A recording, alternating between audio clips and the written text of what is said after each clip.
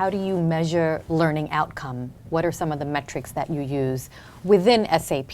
Yeah, well, I just mentioned a lot of them. So for business, so for sales, it's revenue, time to market. Every program that we roll out is tied to a business metric.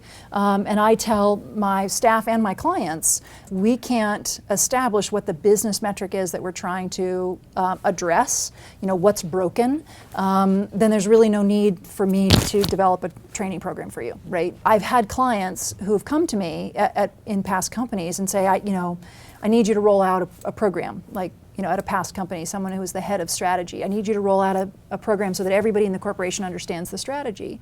So, well, I know the answer in my head, but I wanted to hear it.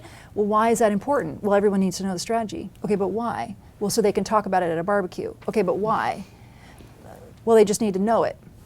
Okay, but show me on your dashboard what's red that you would like to turn green because people don't understand what the corporate strategy is.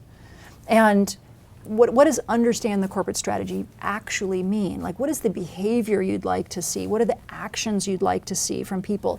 Let's say they do understand it. What will they be doing differently? And how will you measure that, right? So every learning program that we put out, we work very closely with the client to articulate that. So there's a good deal of performance consulting up front, an audience needs analysis to understand, well, what are you actually trying to change? And because the answer might be, you need a white paper, you need a communication to send out an email.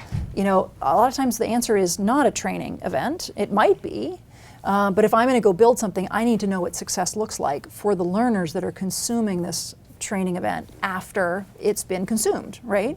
And if I don't have that, I'm wasting my client's time, and I'm burning bridges of trust with my learners, because I'm the lady that told them to go take something, and then they did, and then they couldn't figure out why they did, right? And the next time I tell them to take something, they probably won't, right?